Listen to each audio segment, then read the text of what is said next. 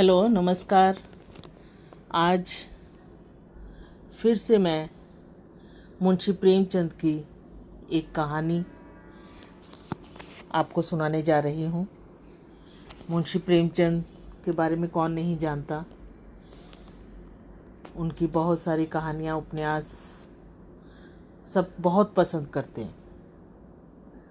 और आज की कहानी का नाम है नशा।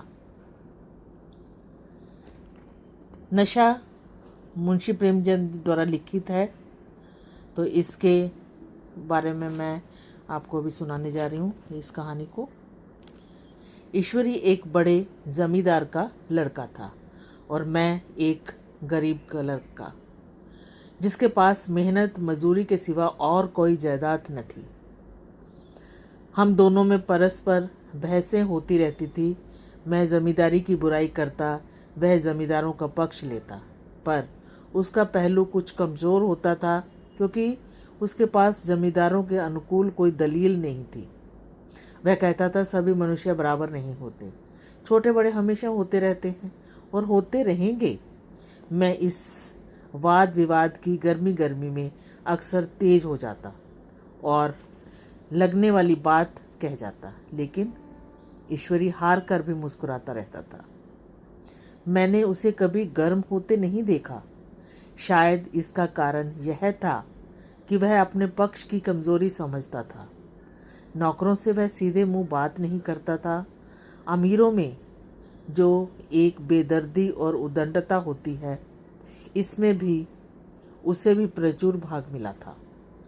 नौकर ने बिस्तर लगाने में जरा देर की, दूध ज़रूरत से ज़्यादा गर्म या ठंडा हुआ, साइकिल अच्छी तरह साफ नहीं हुई तो वह आपे से बाहर हो जाता।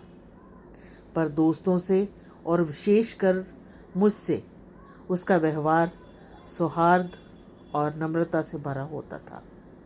शायद उसकी जगह मैं होता तो मुझ में भी वही कठोरताएं पैदा हो जाती जो उसमें थी, क्योंकि मेरा लोक प्रेम सिद्धांतों पर नहीं, निजी दशाओं पर टिका हुआ था। लेकिन वह मेरी जगह होकर भी शायद अमीर ही रहता। अब की दशहरे की छुट्टियों में मैंने निश्चय किया कि घर न जाऊंगा। मेरे पास किराए के लिए रुपए न थे और न घर वालों को तकलीफ देना चाहता था।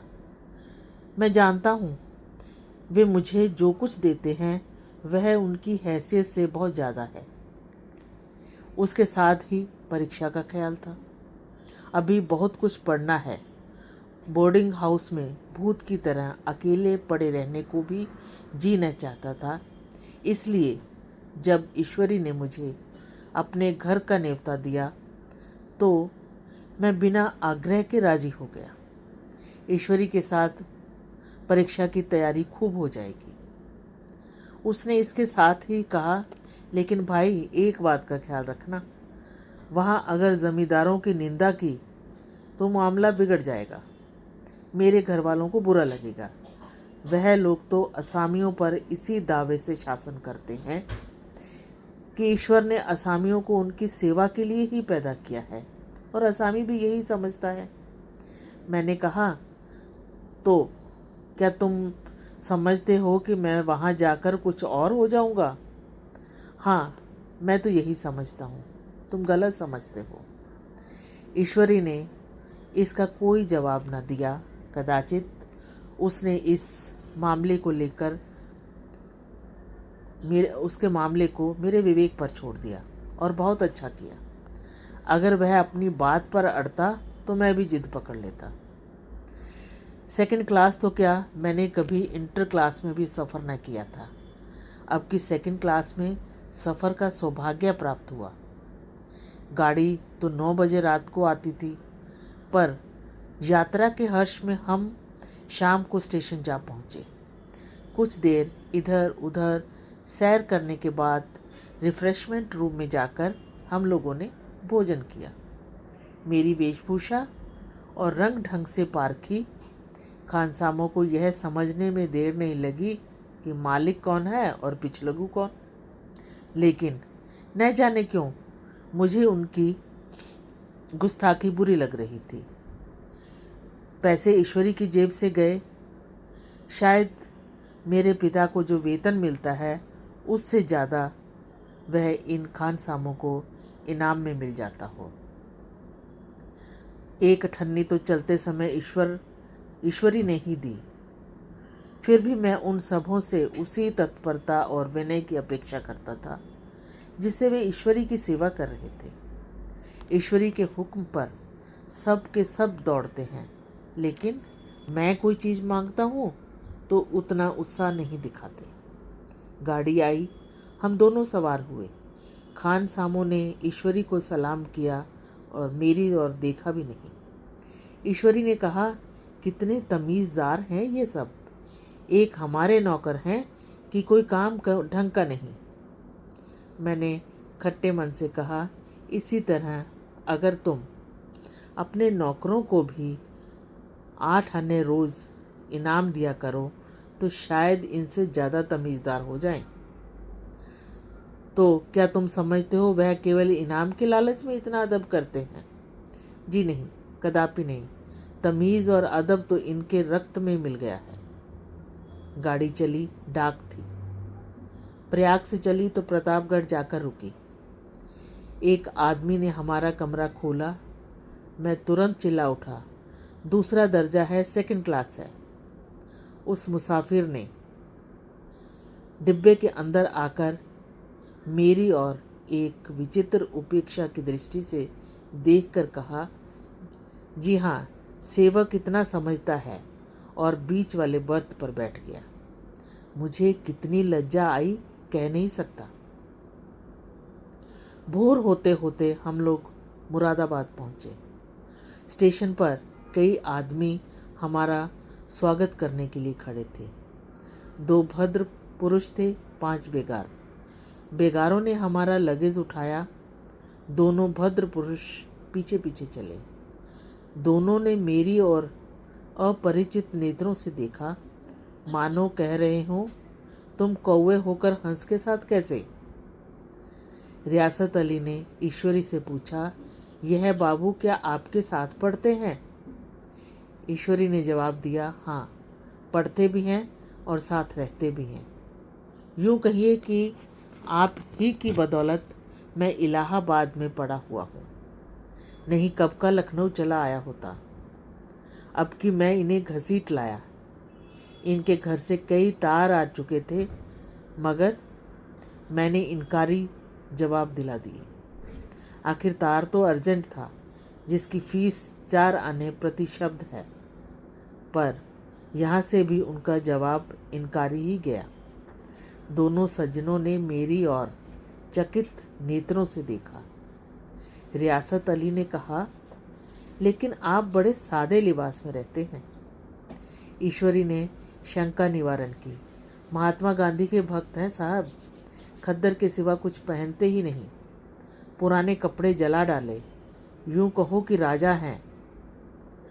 2.5 लाख सालाना की रियासत है, पर आपकी सूरत देखो तो मालूम होता है अभी अनाथालय से पकड़ लाई गए हैं। राम हरख बोले, अमीरों का ऐसा स्वभाव बहुत कम देखने में आता है, कोई भांप ही नहीं सकता। रियासत अली ने समर्थन किया, आपने महाराजा चांगली को देखा होता तो दांतों तले उंगली दबाते। एक गाढ़े की मिर्जाई चमरोधे जूते पहने बाजारों में घूमा करते थे। सुनते हैं एक बार बेगार में पकड़े गए थे। उन्हीं ने 10 लाख से कॉलेज खोल दिया। मैं मन में कटा जा रहा था, पर न जाने क्या बात थी कि सफ़ेद झूठ उस वक्त मुझे हास्यास्पद न जान पड़ा। मैं शह सवार नहीं हूँ। हाँ, लड़कपन में कई बार घोड़ों पर सवार हुआ हूँ। यहाँ देखा तो 2 घोड़े हमारे लिए तैयार खड़े थे। मेरी तो जान ही निकल गई। सवार तो हुआ, पर बोटियां कांप रही थी। मेरे चेहरे पर शिकन न पड़ने दिया। घोड़े को ईश्वरी के पीछे डाल दिया। खैरियत यह हुई कि ईश्वरी ने घोड़े को तेज न किया, वरना शायद मैं हाथ पैर तुड़वा कर लौटता। संभव है ईश्वरी ने समझ लिया हो कि यह कितने पानी में है। ईश्वरी का घर क्या था, किला था, इमाम बाड़े का सा फाटक, द्वार पर पहरेदार टहलता हुआ, नौकरों का कोई हिसाब नहीं, एक हाथी बंधा हुआ। ईश्वरी ने अपने पिता, चाचा, ताऊ सबसे मेरा परिचय कराया, और उसी अतिशयोक्ति के साथ ऐसी हवा बांधी कि कुछ न पूछी। नौकर चाकर ही नहीं, घर के लोग भी मेरा सम्मान करने लगे। देहात की जमींदार, लाखों का मुनाफा, मगर पुलिस कांस्टेबल को अफसर समझने वाले कई महाशय तो मुझे हजूर हजूर कहने लगे। जब जरा एकांत हुआ तो मैंने ईश्वरी से कहा, तुम बड़े शैतान हो यार, मेरी मिट्टी क्यों पलीद कर रहे हो? ईश्वरी ने दृढ़ मुस्कान के साथ कहा, इन गधों के सामने यही चाल जरूरी थी, वरना सीधे मुंह बोलते भी नहीं। जरा देर के बाद नाई हमारे पांव दबाने लगा। कुंवर लोग स्टेशन से आए हैं, थक गए होंगे। ईश्वरी ने मेरी ओर इशारा करके कहा, पहले कुंवर साहब के पांव दबा। मैं चारपाई पर लेटा हुआ था। मेरे जीवन में शायद ही कभी ऐसा हुआ हो कि किसी ने मेरे पांव दबाए हों। मैं इसे अमीरों के चोचले, बड़े आदमियों की मटमर्दी और न जाने क्या क्या कहकर ईश्वरी का परिहास किया करता था, और आज मैं पोतड़ों का रईस बनने का स्वांग भर रहा था। इतने में 10 बज गए। पुरानी सभ्यता के लोग थे।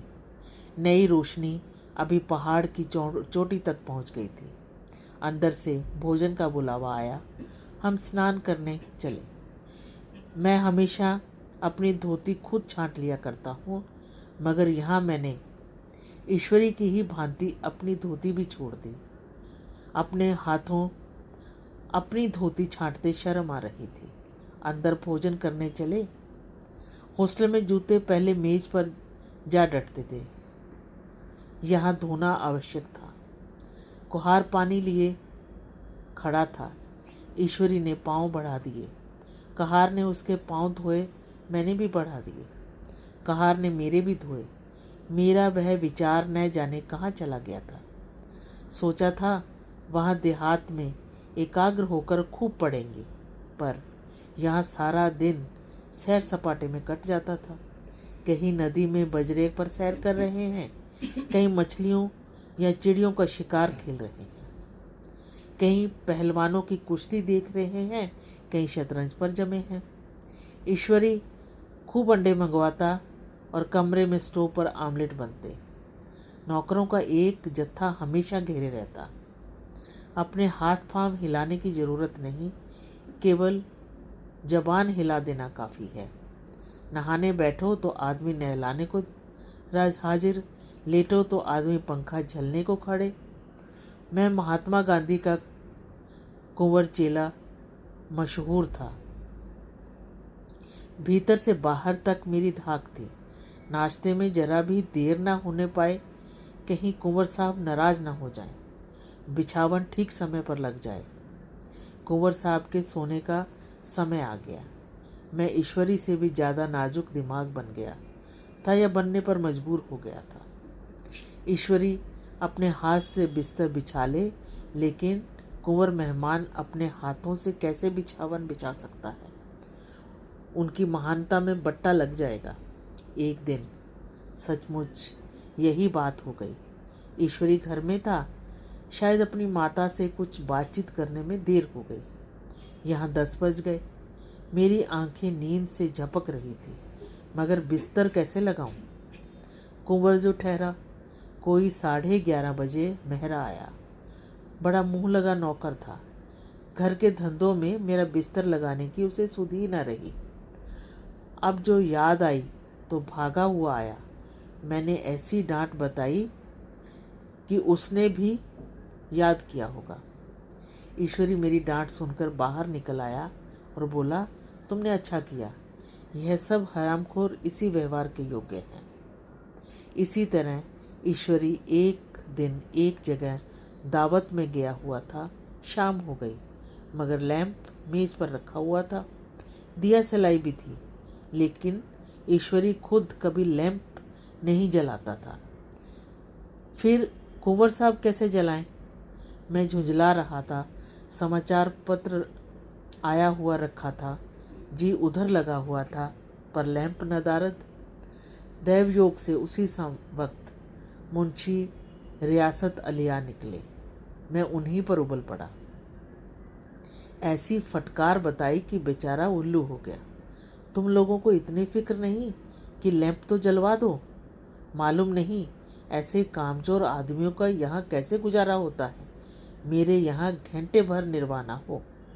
रियासत अली ने कांपते हुए हाथों से लैंप जला दिया। वहाँ एक ठाकुर अक्सर आया करता था। कुछ मनचला आदमी था। महात्मा गांधी का परम भक्त।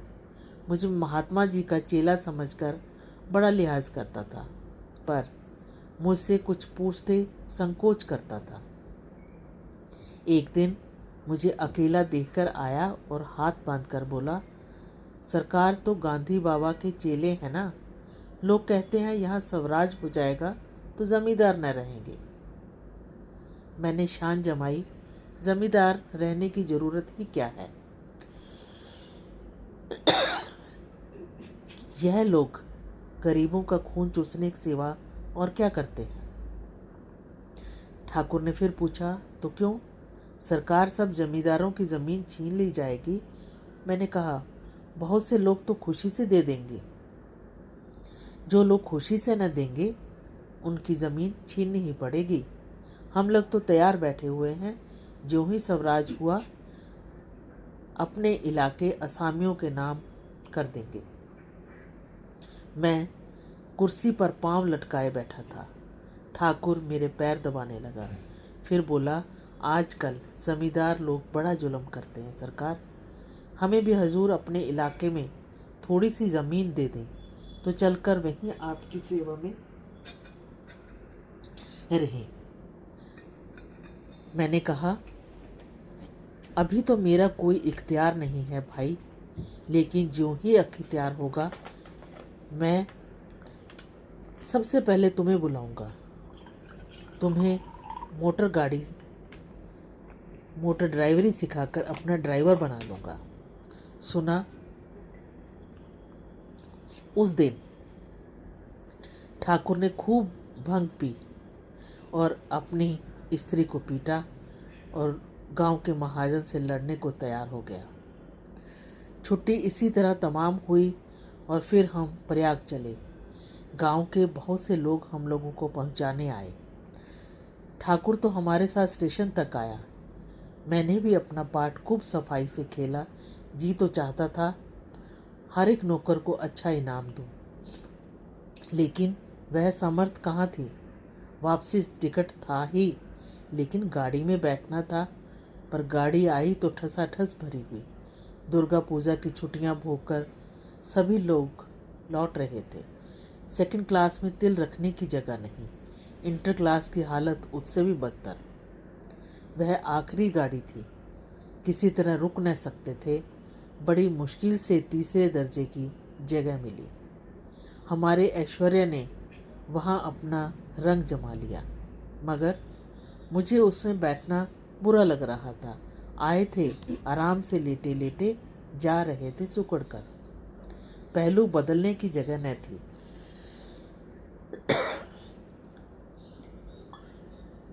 कई आदमी पढ़े लिखे भी थे। वे आपस में अंग्रेजी राज्य की तारीफ करते जा रहे थे।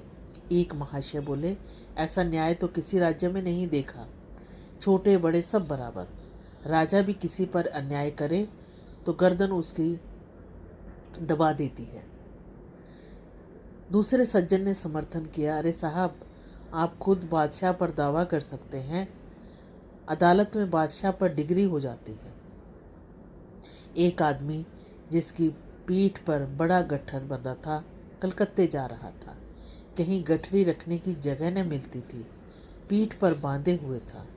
इससे बेचैन होकर बार बार द्वार पर खड़ा हो जाता।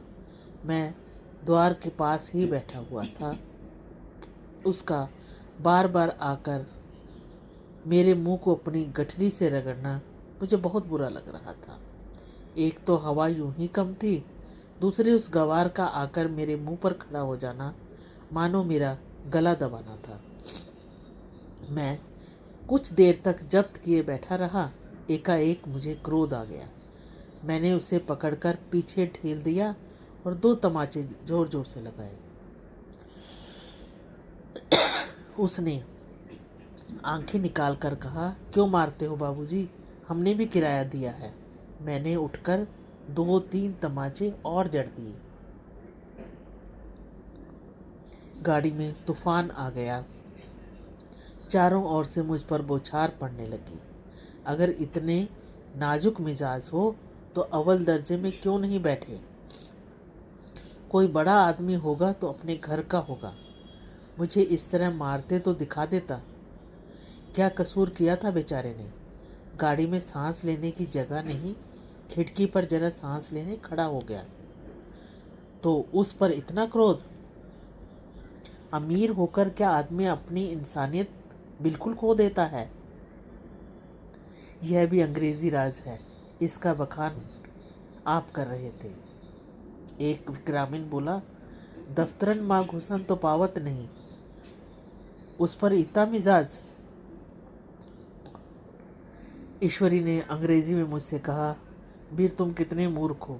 अब मेरा नशा कुछ कुछ उतरता हुआ मालूम होता था। आपको ये कहानी कैसी लगी? उम्मीद करती हूँ बेहद पसंद आई होगी। अवश्य इस पर अपने विचार कमेंट बॉक्स में लिखना। नई कहानी के साथ फिर से आपसे मिलूंगी। Bye bye.